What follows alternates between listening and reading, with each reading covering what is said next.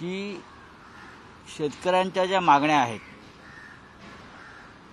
विशेषतः MSP minimum support price आणि याशिवाय इतर काही मागण्या आहेत, त्यातलं मिनिमम सपोर्ट प्राइस हा अत्यंत महत्त्वाचा मुद्दा देशभरातला आहे।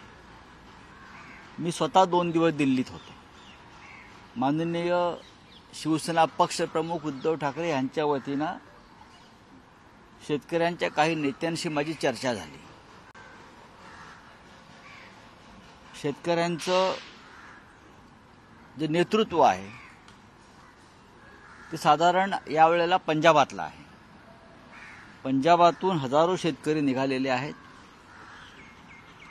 आणि ज्या 4 प्रमुख बॉर्डर्स आहेत त्यातली शंभू बॉर्डर अंबालाच्या मागच्या बाजूला आहे आणि बाकी सर्व ठिकाणी पैरामिलिट्री फोर्स।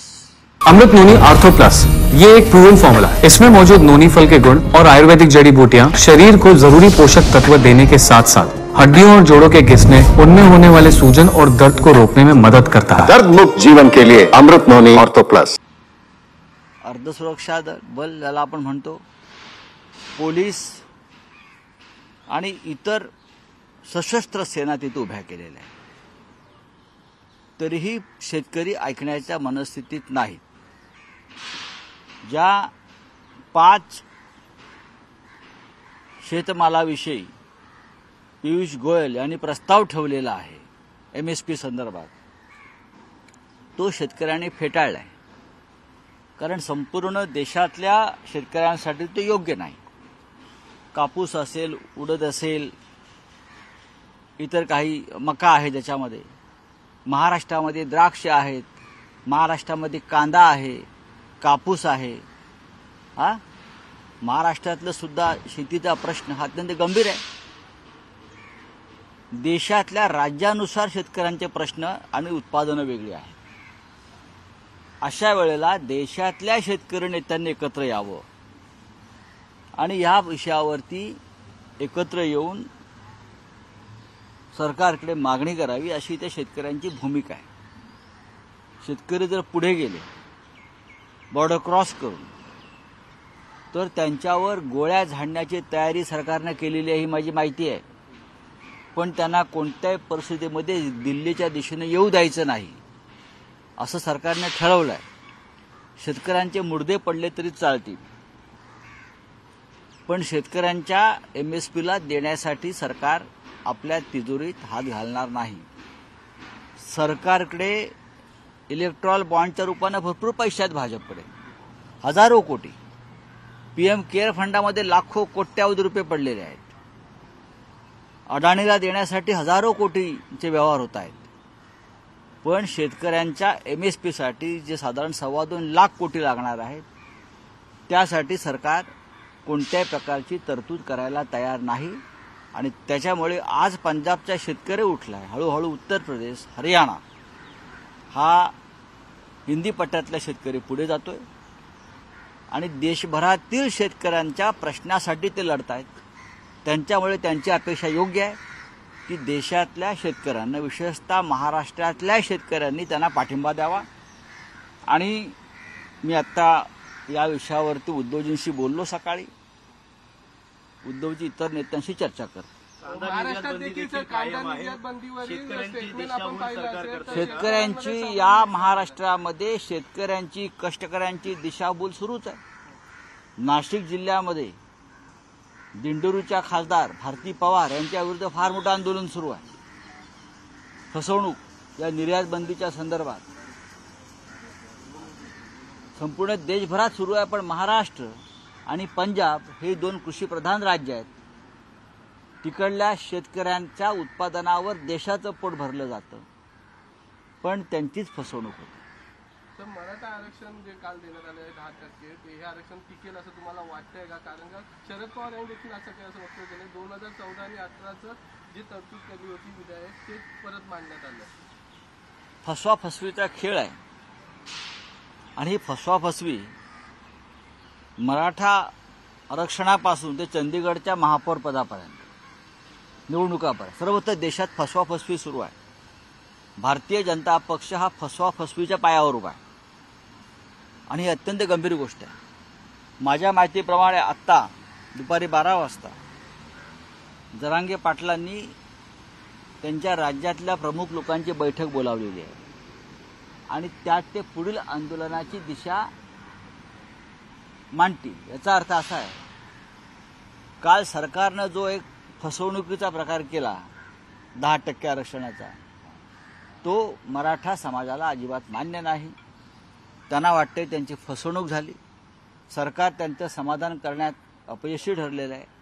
अशा वेळेला उद्या राज्यात कायदा आणि सुव्यवस्था निर्माण झाली तर सरकार गिरीश महाजन, गुलाबराव पाटील यांच्याप्रमाणे फक्त वरातीमध्ये नाचणार आहे का? हा प्रश्न आहे. मंत्री नाचतायत रस्त्यावर आणि जरांगे पाटलांचं उपोषण सुरू आहे. हा मराठा समाज अस्वस्थ आहे. हे असं नाचून का प्रश्न सुटणार आहेत का? महाराजांची शपथ घेतली होती. महाराजांची शपथ खोटी आहे. बाळासाहेब ठाकरेंची यांनी अनेकदा शपथ घेतलेली आहे, आम्ही शिवसेना सोडणार नाही म्हणून. ह्या लोकांनी बाळासाहेबांच्या समाधीसमोर, बाळासाहेबांच्या मातोश्रीतल्या खुर्चीसमोर यांच्या शब्दांवरती काय विश्वास ठेवताय? तर कोणत्याही क्षणी आचारसंहिता लागू शकते. हा. इंडिया आघाडी असेल किंवा महाविकास आघाडी असेल, या बैठकांना कुठेतरी ब्रेक लागले? अजिबात नाही. महाविकास आघाडीच्या बैठका सुरू आहेत, एकमेकांशी संपर्क चालू आहे, जागा वाटपाचा तिढा सुटलेला आहे. लवकरच मला असं वाटतं राहुल गांधी यांची भारत जोडो न्याय यात्रा महाराष्ट्रात येण्याआधी जागा वाटप पूर्ण झालेलं असेल. वज्रमूठ सभा असेल किंवा महाविकास आघाडीच्या सभा आहेत, या देखील होणार होत्या, मात्र अद्यापही तशी काही घोषणा होतील. आता हे मध्ये महाराष्ट्रातले तुम्ही पाहताय आंदोलनं सुरू आहेत. उद्धव साहेबांचे दौरे आम्ही काही ठिकाणी रद्द केले मराठवाड्यातले या सगळ्या प्रकारामुळे. तरीही उद्या आम्ही सकाळी माननीय उद्धव ठाकरे हे मराठवाड्याच्या दौऱ्यावर निघालेले आहेत. साधारण त्यांचा 3 दिवसाचा दौरा आहे. नांदेडला उतरून ते हिंगोली, परभणी अशा भागात उद्या तुम्हाला पूर्ण दौरा मी देईन त्यांचा. पण उद्या सकाळी ते मराठवाड्यातल्या दौऱ्यावर उद्धव साहेब निघालेले आहेत. प्रोटेस्ट चल रहा है, किसानों का प्रोटेस्ट चल रहा है और सरकार की तरफ से कहा गया कि शांति की बात सरकार बोल रही है. किससे शांति? मतलब पीस टॉक की बात कर रही है किसके साथ? किसानों के साथ. किसानों को पीस टॉक की जरूरत नहीं है. किसानों को एमएसपी की जरूरत है. Minimum support price, pension. हाँ, और जो किसान 2020 के आंदोलन में मारे गए हैं, 700 किसान की डेथ हो गई है, उनके परिवार के एक सदस्य को नौकरी. लखनपुर खीरी में अजय मिश्रा टेणी और उनके लोगों ने जिस किसानों को मारा है, कुचला है, उनको पूरी तरह से नुकसान भरपाई. ये किसानों की बहुत ही महत्वपूर्ण मांग है. कौन से पीस टॉक की बात सरकार कर रही है? कौन सा पीस टॉक? आप क्या किसानों को अपना गुलाम मान रहे हो? आप जालियनवाला बाग करने वाले हो क्या किसानों के बारे में? जिस तरह से बॉर्डर पर पैरामिलिट्री फोर्सेस लगाया है, अब तो सिर्फ ये लाना बाकी है, मिसाइल्स उनके ऊपर दागने के लिए. किसान क्या देशद्रोही है क्या? देश के दुश्मन है? बात करो उनसे और मसला निकालो, हल करो. इलेक्ट्रॉनिक बॉन्ड के बारे में कहा और प्रधानमंत्री जो फंड है उसके बारे में देखिए, एमएसपी अगर किसानों को देने पड़ती है, उनकी जो मांग है जिस उत्पादन के बारे में, तो 2.25 लाख करोड़ का ज्यादा उनके ऊपर बोझ आ सकता है. और मुझे लगता है हमारे जो विश्व गुरु है, जो अपने देश को सबसे बड़ी अर्थव्यवस्था बनाने जा रहे हैं विश्व में और पूरे विश्व में घूम रहे हैं, उनके लिए 2.25 लाख करोड़ कोई बड़ी रकम नहीं है. गौतम अडानी को बुलाइए, उनके खिस्से में हाथ डालिए, सरकार का ही पैसा है ना, सब निकालिए और किसानों को दीजिए. क्यों नहीं दे रहे हो आप? इलेक्ट्रल बॉन्ड के लिए आपके पास 10,000 करोड़ आपको मिलता है, आपके पार्टी को. पीएम केयर फंड में 2 लाख करोड़ जमा होता है, अता पता नहीं किससे आता है. लेकिन जब किसान अपनी मांग के लिए सड़क पर उतरते हैं तो उनको रोका जाता है, उनके ऊपर टीयर गैस छोड़े जाते हैं, उनके ऊपर बंदूकें चलाई जाती है. तो ये पीस की बात जो है वो आप करिए. मराठा आरक्षण भाजप के मोटे वरिष्ठ बोले। नेता महाराष्ट्र में मराठा आरक्षण को लेके जो कल आया है फैसला, मराठा आरक्षण का फैसला नहीं है। हम सभी ने मिलकर एक प्रस्ताव मंजूर किया है, एक विधेयक मंजूर किया है, एक बिल मंजूर किया है कि मराठा समाज को भी 10% आरक्षण उसमें आप लागू होगा। लेकिन जो नेता है मराठा समाज के, उनको ये मंजूर नहीं है। और आज वापस मुझे लगता है मनोज जरांगे पाटिल जो उनके नेता है, उसने आज सभी की बैठक बुलाई है उनके कार्यकर्ताओं की, और उसने ये प्रस्ताव ठुकरा दिया है। तो अब सरकार की जिम्मेदारी है। सरकार तो क्या चंडीगढ़ के मेयर से लेकर मराठा आरक्षण तक सबको उल्लू बना रही है ना, तो आपकी जिम्मेदारी है। सर जिस तरह से महाविकास आघाड़ी की बात हो रही है, सर महाविकास आघाड़ी की बात हो रही है, शिवसेना की अपनी सीटें डिक्लेयर करेगी इलेक्शन की, किस तरह से? हम सब मिलकर सीटें डिक्लेयर करेंगे। महाविकास आघाड़ी महाराष्ट्र में जो है, चाहे कांग्रेस है, चाहे शिवसेना, चाहे राष्ट्रवादी कांग्रेस, चाहे वंचित बहुजन आघाड़ी, हम सब मिलकर अपनी सीटें डिक्लेयर करेंगे, एक साथ डिक्लेयर करेंगे।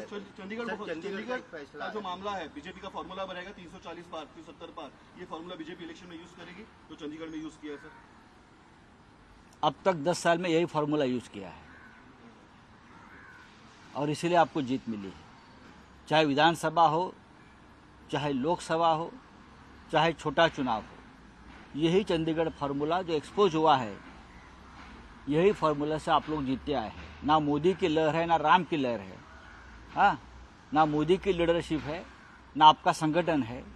ये सब चोरी का मामला अब सामने आया है। उद्धव ठाकरे जी का बयान आया कि मैं खुश हूं। उद्धव ठाकरे जी का बयान आया कि मैं खुश हूं जो महाराष्ट्र आरक्षण हम सब खुश है, लेकिन हम सब खुश है। हम विधानसभा में इस प्रस्ताव को हमने समर्थन दिया है, लेकिन अब लोगों ने स्वीकार करना चाहिए, बस इतने हमारे कहना है। सर बाबा सिद्दीकी जो गए थे दूसरी पार्टी में, अब जीशान सिद्दीकी ने भी कांग्रेस को छोड़ दिया है। आपका भी सीट को लेकर सवाल आया था, सर क्या कहना चाहते हैं? सर जेपी नड्डा आज मुंबईत आहे, भाजपचे वरिष्ठ नेते वारंवार महाराष्ट्राचे दौरे करतात, मुंबईत येतात, मोदी झाला, अमित शहा झाला, आता महाराष्ट्राची भीती वाटते त्यांना। महाराष्ट्रामध्ये ताकद आहे देशाची, त्यांची सत्ता जी आहे जुलमी सत्ता, हुकुमशाही उलथवून टाकण्याची। महाराष्ट्र, बिहार, कर्नाटक, पश्चिम बंगाल, केरळ, तामिळनाडू, हरियाणा ही जी प्रमुख राज्य आहेत, या राज्यामध्ये भारतीय जनता पक्षाला अजिबात स्थान नसून हीच राज्य भारतीय जनता पक्षाची सत्ता उलथवून टाकेल। त्यात महाराष्ट्र महत्त्वाचं राज्य आहे। चला, थँक्यू।